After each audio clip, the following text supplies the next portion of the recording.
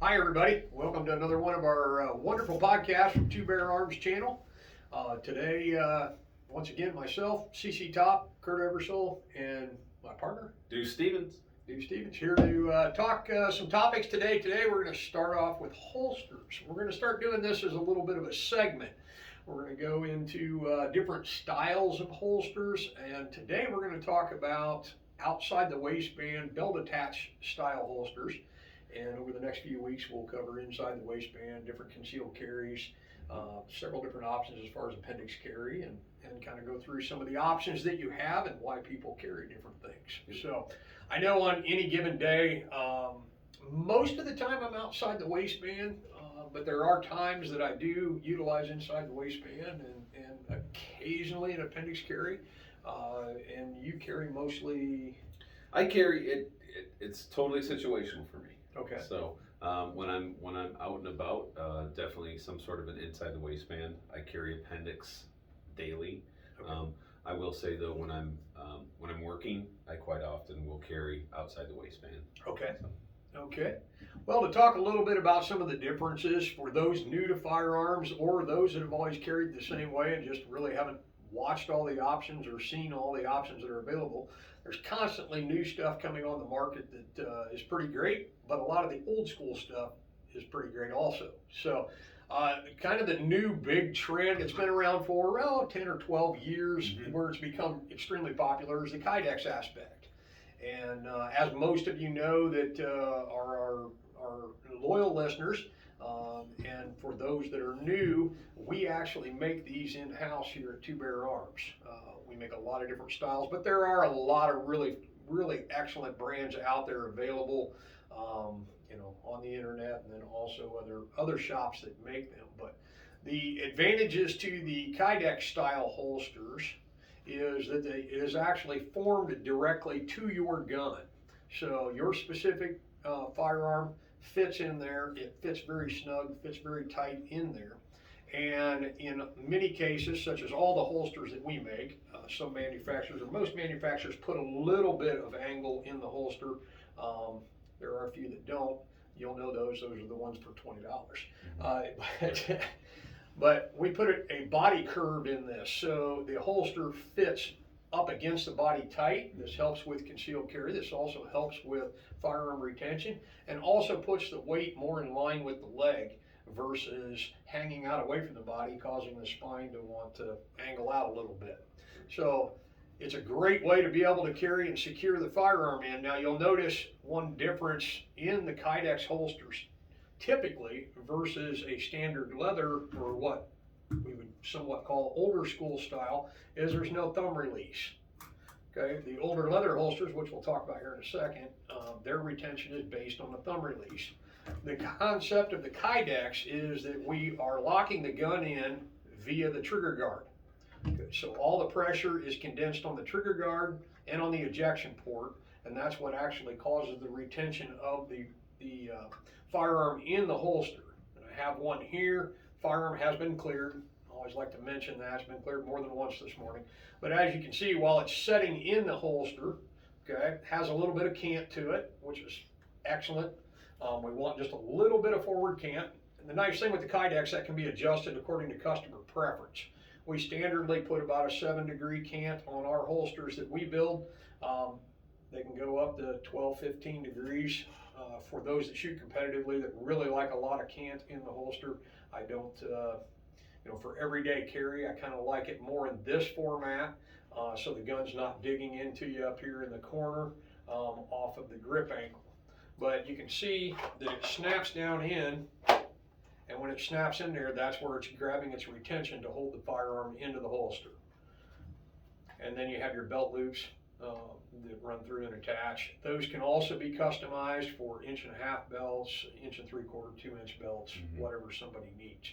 So, and one thing that I think is commonly overlooked is retention when it comes to concealed carry, because in the event that you're at the grocery store, at home improvement store, let's say you're loading lumber into your truck, the last thing you want to do is lose a gun while you're doing that, to have a gun hit the pavement. Absolutely. And that, number one, you can damage your firearm. Number two, it's attention that you don't want or need when you're out in public. So, and also retention, I think is, you can touch on this from a tactical side, but retention is very important in an altercation where you're not going to draw your firearm. Absolutely, absolutely. You need a good solid holster, number one, that can't be ripped off your body. And this is something that, I spent many years in law enforcement, and this was always a concern, someone grabbing a hold of the firearm and a struggle ensuing for the firearm. So, whatever holster, doesn't matter what style of holster you're purchasing, make sure it's a good quality holster that the tabs can't be torn off the gun and the entire gun and holster be ripped from the body during a good fight. And then also just keeping the gun in the holster, like Deuce is saying, during daily activities or a struggle for the firearm, you need to be able to keep it in. Now, with this type of retention, it's not going to just hold the gun in there during a fight. You have to stay aware of that. But same thing goes with snap fronts and several of the other style of holsters out there. In a true struggle, you're going to have to actually learn techniques of retaining the gun. And we'll probably do that on one of the episodes at some point. We'll discuss actual gun retention. We'll cover that. We'll do a 20-minute or 30-minute segment on actual firearm retention. But that's something to study up a little bit. There's some excellent instructors available on YouTube that you can watch some of their videos on firearms retention. But then there are also classes available. I don't know if we'll have any directly this year because our schedule is already pretty full for classes, but that is something that we do offer as far as classes here at Two Bear Arms.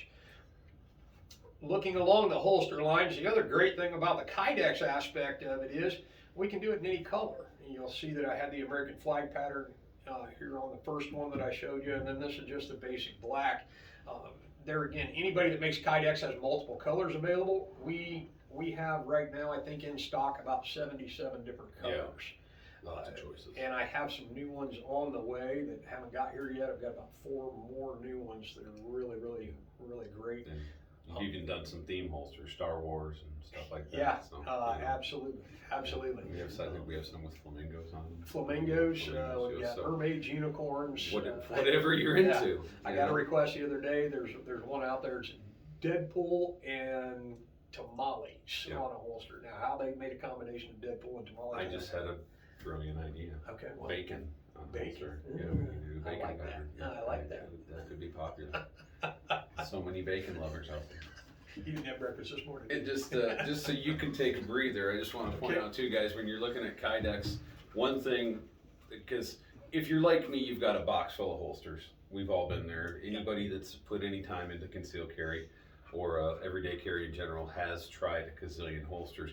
One of the things I really like is when it has that curvature and it follows your body. Okay, now some of that is kind of how you're built, but my personal preference is to have that curvature, and I also like the gun to be carried a little bit higher on the belt. I don't like to be low, but with that curvature, and then you have the rigidness of the Kydex, that just keeps that gun tight to the body, which is my preference, especially depending on what I carry. So, quite often I'm carrying, either a single action revolver or a double action revolver when I'm open outside the waistband carrying, and so I have quite a bit of weight there, and that's important for me that I'm not having any tilt out. So, and this is another, this could be a whole nother segment. It's another good time to point out that you have to have a quality belt combined with a quality holster. The belt is grossly overlooked in most cases. Yes. The web belt that came with your Walmart shorts is probably not the best choice for supporting your holster. So it was only $9.99. Right, exactly. So but it's not going to be your best choice. It is not a gun belt. So we encourage you when you're looking at holsters to also look at actual quality gun belts while you're doing that too. Right. So and on that topic, and there, I don't want to turn this channel into nothing but commercials, but something to take a look at that I'm currently wearing that I absolutely love is Next Belt. We carry them in the store, but they're available online also. Take a look at some of their information. Probably the best everyday wear belt that I've ever owned. I've worn mine every day for the last I think 10 months. Yeah. And I love it. Yeah, and they run around $50. just prior to finding Nexbelt and becoming aware of Nexbelt and also a dealer for Nexbelt, I had just had a custom belt made for Right. over $150. Yeah. And while it's a very comfortable belt, it doesn't give the rigidity that you need for the everyday carry.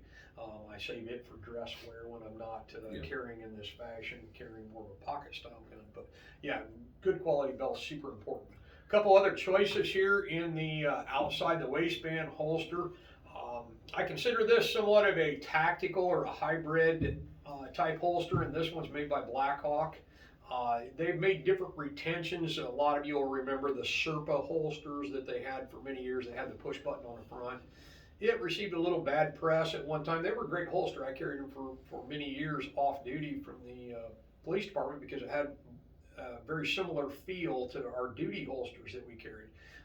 But the push button on the outside, there were some concerns over items, you know, if you ended up in a struggle and on the ground. I guess there was a case once where there was a struggle on a playground. Someone got laid on their gun while they were fighting. They tried to get their gun out, and a pebble had gotten in there, one of those little pea gravels had gotten in there and locked that. He couldn't get the gun out of the holster. Okay. So that kind of, I think after that incident, things started, you know, they kind of sank in popularity because that spread pretty quick out there. Well, in the meantime, Blackhawk came out with a great design. The design is a finger release that is located on the inside of the holster, and this would be a thumb over release. As you draw the firearm, you would press that thumb release, and it actually is releasing the firearm from the interior side of it, which is a pretty great invention if you get used to it. Now, whatever retention method you're using for the holster, whether it's this style or a snap over or just the friction of the gun over the trigger guard, you need to practice with that. You've got to practice with every holster that you have. There's nothing wrong with having multiple ways to carry, but when we instruct classes for tactical classes or EDC courses, you must absolutely practice drawing that firearm. It's so important, and make it secondary as far as just muscle memory, touching that, releasing the firearm, and get used to that, because under stress, you won't remember what to do if your body doesn't automatically know what to do. And as a result of that, I've seen a lot of off-duty law enforcement officers who do carry their off-duty weapon in a, what level of retention would that be considered as a level? This would be a level 2. Okay, and something similar to what they carry on duty, Yep. just to retain that muscle memory, Yep. and not kind of get, I guess, scrambled in that Right. process. So, Right. Which makes a lot of sense to me. Sure.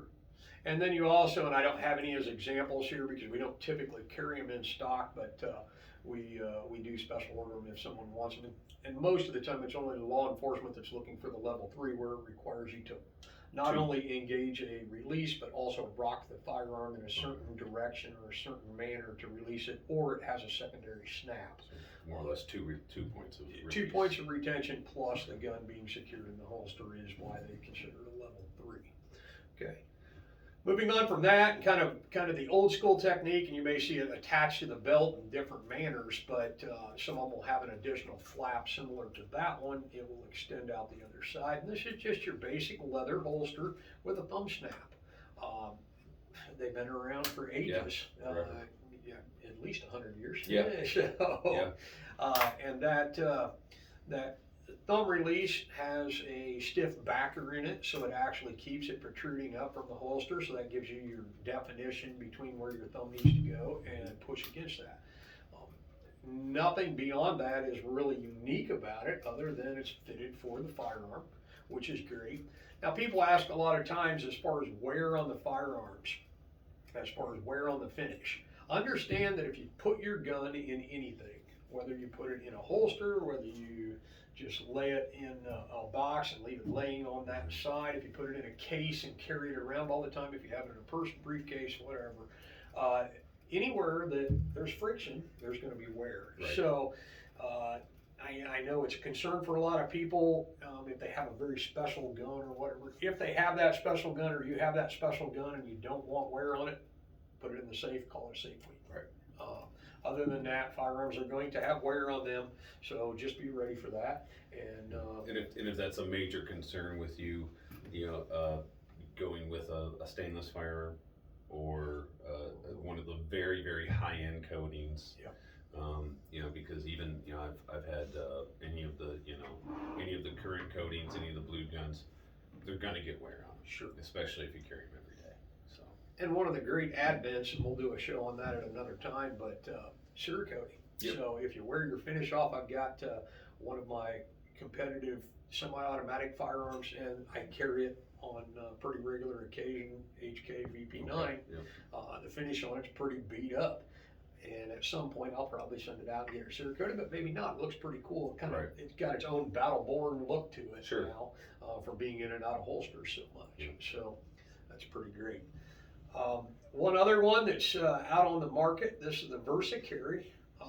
We just started carrying this brand in our store, and it's done very well. It's a more of a generic fit. So this one in particular will fit several different models. It's designed for the Glock 43, but it'll carry several other similar models in it. Also has the magazine pouch built on the front. For those that can reach around no problem to the front of their body to be able to draw that holster, or to draw that extra magazine, there again, it's something that needs practice. It's an acceptable method of carry. You're dealing with a double layered leather green holster at a really good price point, around $55 starting out. And They've done a lot of marketing over the last couple of years. They have. They have quite an online presence. So right. if you're a gun guy and you can go with any of the algorithms on social media, you've probably seen the Versacarry. Yeah, absolutely. And they make it in the distressed brown. They make it in the black. So preference there is up to you. Not necessarily the high-end leather, Sure. of course, and I think they're sourcing it out of state, out of the United States, but other than that, it's really held up well. I'm always skeptical when we bring new things in. We do a lot of research ahead of time, but I found that for the money, it's a very good option. Well, it's a great grab and go option for a customer that's not ready to commit to a custom holster, or maybe just doesn't know what they want at that point in time, but they want and need a holster. Right. So that's something that we're comfortable directing people towards while they're figuring it out. Because like I said, seldom do you ever buy one holster, right, and you're done.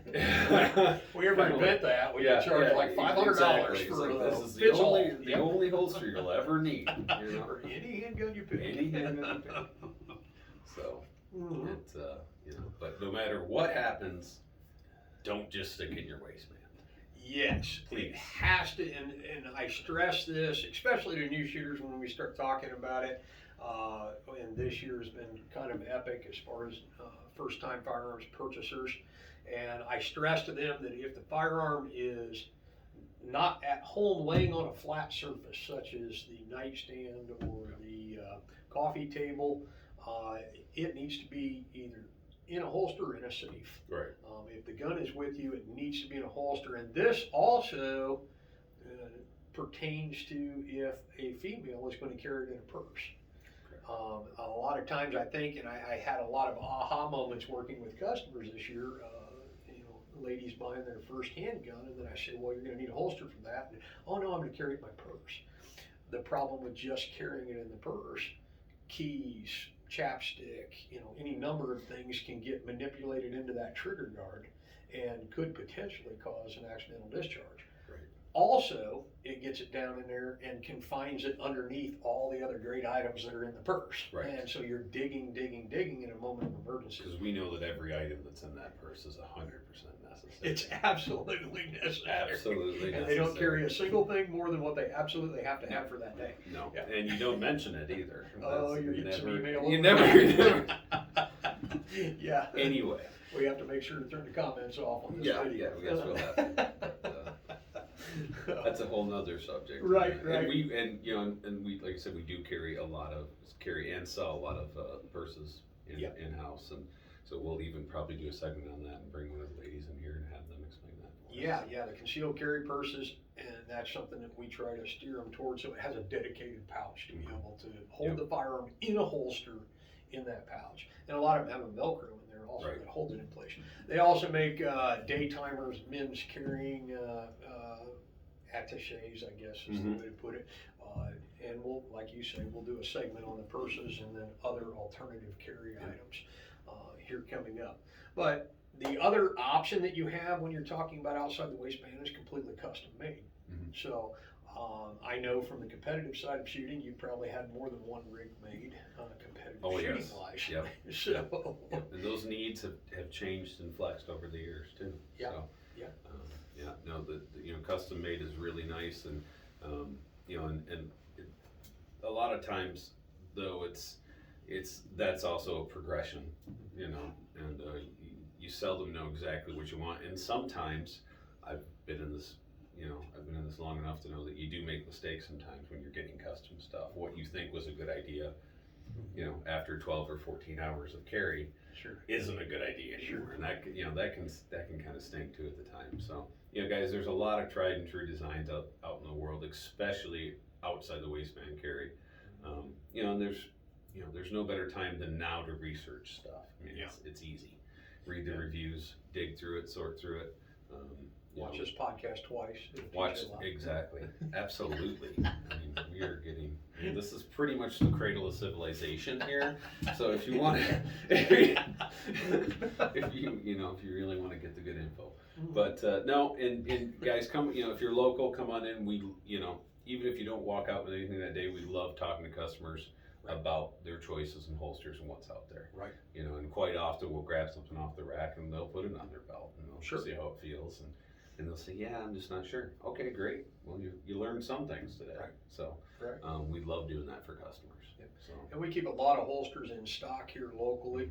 A lot of them, from the brands that we were showing you today, but then also our own models that we make. We make them for the most common models and the most common color configurations. But there again, you can come in and for the same price, we don't upcharge to custom make you one. The only upcharge is that if you choose some of the specialty colors and such, but we can make the holster for you, and a lot of times we can make it within 2 days and have it back to you. So and I'm sure there's a lot of good choices. If you're not local, check around with your local gun shops and they'll be able to direct you to somebody that can custom make either a Kydex or a leather holster for you if you decide that's the way you want to go. Okay, anything else you want to cover on the holster side? No, I think we pretty much covered it today again. Great. Just a real quick commercial here, folks. It's something that we need to do during every one of these episodes. A little profit center, I guess. This episode and our channel is brought to you by We the People Munitions Company. Check out our website. Follow us on Facebook and Instagram.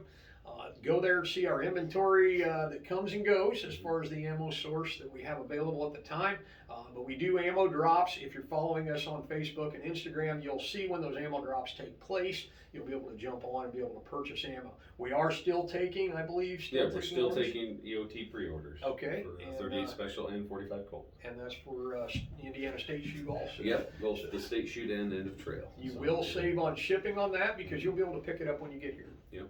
So no chance of forgetting it at home. And you get it hand delivered by me. There you go. You get the chance to. Yeah. You're a jack of all trades. I am a jack of all trades. Yeah. I sweep the floor, I load it, and I deliver it. So it's great. Outstanding. I really don't sweep the floor that much. No. I wasn't going to call you out on that. No. That's right. I've never seen it. That's why I have children. So. There you go, slave labor. Yeah. Okay.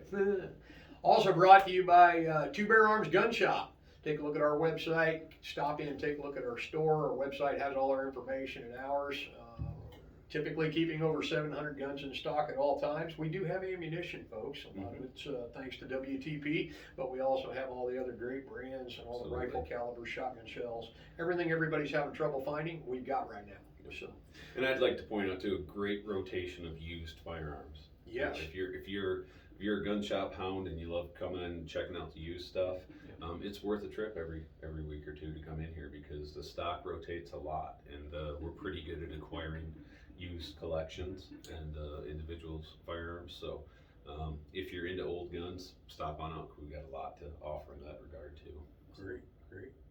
All right, every week we cover a segment on our old favorite gun of the week. And Deuce, what do we have today? Yeah, today we have in the background here we've got this is a 38. Again, this has been cleared. I'll just open it up. Just show my partner here. This is a Smith & Wesson 38 Special hand ejector. Okay. Okay, this is kind of where, I mean, obviously there was quite a few models prior to this in the Smith & Wesson line. They started making guns in the 1860s. This was their first real commercially successful double action, and the hand ejectors were a solid frame revolver with a swing out cylinder. Okay, they were called hand ejectors. They were introduced in 1896 in 32 caliber, and then they progressed from there. From their next frame set, those were, I believe, in something similar to an I-frame, or they may have even been called an I-frame at the time. And then they went into this frame size in 38 long Colt, and then almost immediately into 38 special. Okay. And this gun became, this was known as the 38 Military and Police hand ejector. It served in World War I, World War II, Korea, and then in 1957 it became the Model 10. Okay. And known as the K-frame, and everybody knows, if you're a Smith guy of any sort, millions of Model 10s carried in the holsters of law enforcement, security, night guards, you name it, detectives. So this is a nickel variety with real pearl grips. Obviously shows some definite wear on it, like nickel guns can of this age. I believe, I don't know if I have it on here, I dated this gun, and it's probably in the it's pre-1910. Okay. Last time I think we lived in 1909. So pretty good example, solid lockup, still fun to shoot. And again, a great representation of a hand-built gun for its time and era, and also a gun that you can come check out the shop and put in your hand and even purchase. Sure. So it's I love these older revolvers, and I think they're still worth a look. Yeah. So a lot of fun, but this is kind of commercially where it really started for Smith. So. Excellent. We love seeing the old guns come in, and it's a piece of history. Yes. And that's a lot of fun for us in the business to be able to touch and feel them. We have a great group of customers that come in, and we had one of them in yesterday, and Mr. Pogue come in and visited, and he loves seeing the old guns. He walks around and he visits, and he tells some great stories. Yeah. He's got a lot of history behind himself. Yeah. I hope he doesn't mind me calling him out by name, but it's already done. Yeah, it's already done. Yeah, well, guys, we really enjoy that when we get customers in that, it's been, to say that it's been a hectic year in the shop would be an understatement. And it's nice when we get those times when people can come back in and sit and visit with us for a while, because we enjoy that. I mean, I know that that's kind of why you started the business. Absolutely. Like you did. Be able to come in and visit with people every day, and we tried really hard during the pandemic to be able to spend as much quality time as we could with our customers, because we enjoy that. We really deep down enjoy it, but it finally reached a level to where we were just trying to keep our head above water, but still trying to visit. So now that it's slowing just a little bit, I think it'll go through highs and lows here over the next 12 months, but we're really enjoying getting back to having some conversations and visiting and not being rushed to do it. Yeah, that's great. It's a lot of fun, whether you end up taking something home that day or not. It's a lot of fun for us in the shop just to converse with customers, and quite often we learn something. Yeah. Absolutely. That's the one thing about this business, guys, that I'll say is that you start out and everybody wants to work gun counter till they work a gun counter, and there's so much to know, and I know that you learn every day, I learn every day, and our staff learns every day, and you can never really know too much or enough. So that's the funnest part of the business for me. It was kind of amusing. Last year we hired a new part-time employee, and the first couple days he seemed a little bit cocky about everything. Sure. And by the third day he said, I came in here thinking I knew everything there was to know about guns. I realized I know nothing about guns.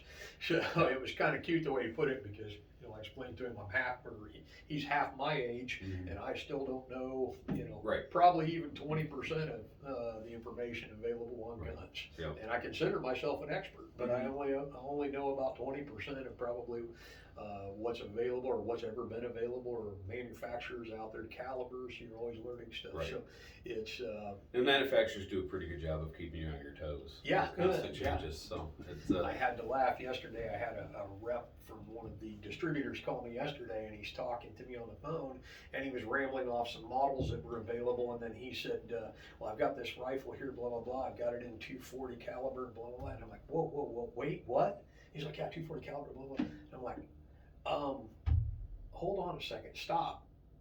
Who came out with a new caliber? Right. And why? Right. And why am I just now hearing about it? And he's like, oh, no, I totally screwed that up. 204. Okay, yeah. And so it was funny because I was in a hot panic for a minute. I'm like, good Lord, something snuck past me again. Yeah. So, but no, it was quite amusing, and we got a really, really good laugh out of it. So. And it's, and we're blessed here because we have such a the staff has such a wide scope of knowledge, and everybody kind of has their expertise too. Right.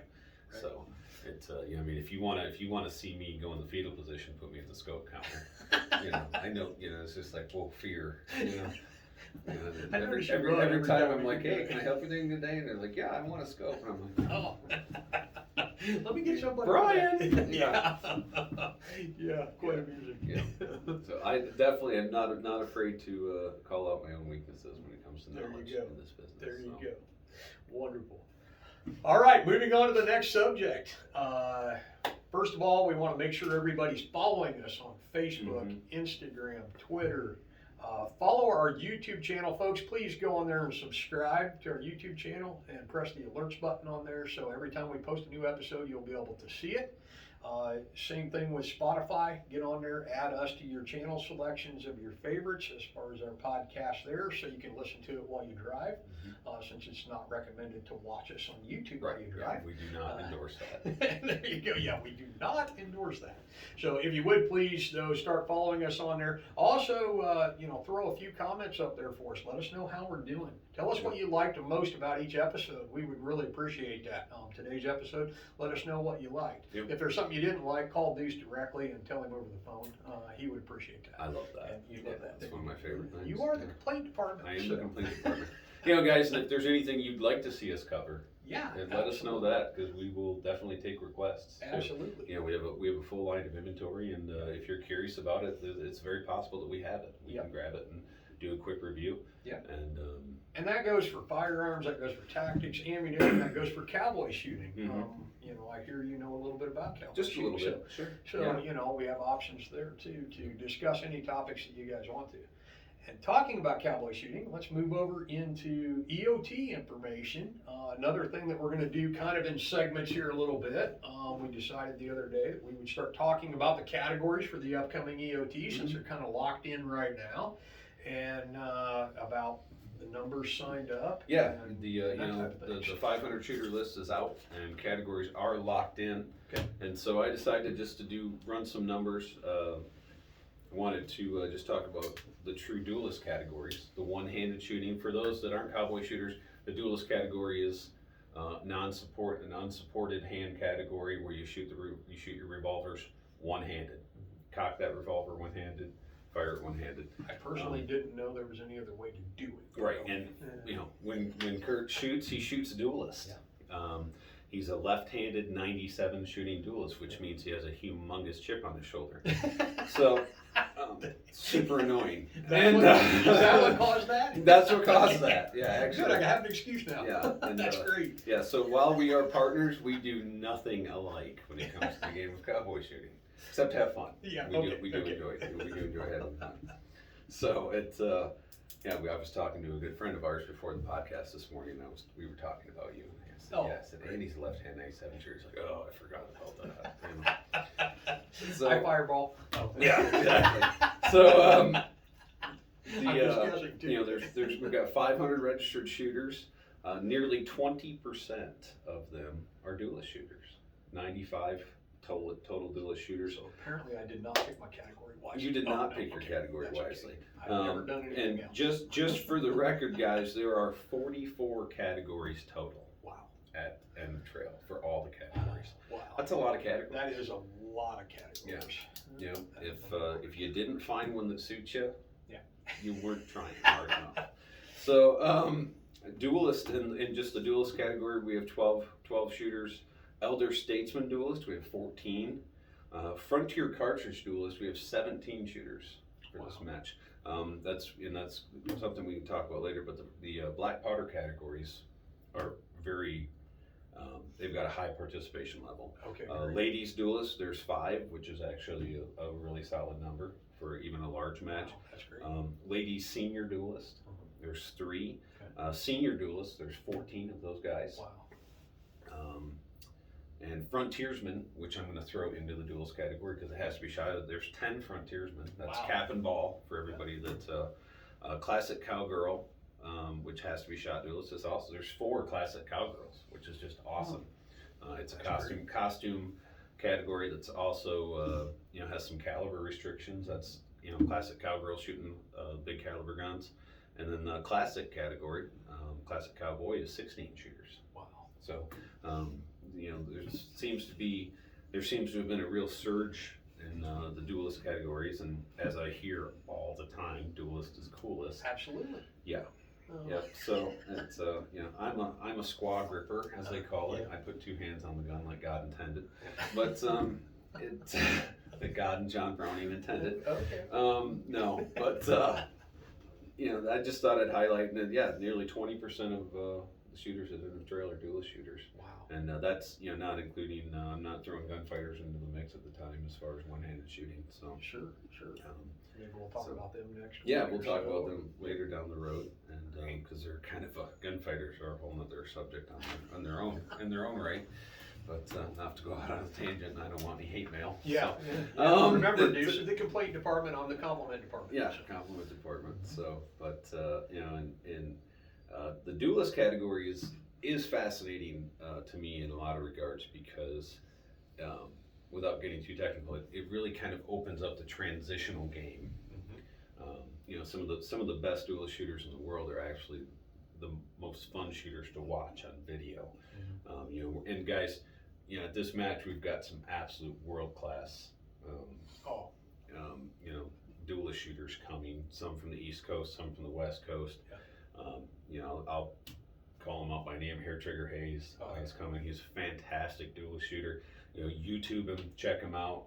He's it's kind of poetry in motion to watch him. You'll see what I'm talking about when you talk about transitions. So they're a lot of fun to watch. And if you watch any cowboy movie, they always shot their guns one-handed. Yep. So it's pretty cowboy. Yeah. So I love being a little more authentic than you. Yeah, that's good.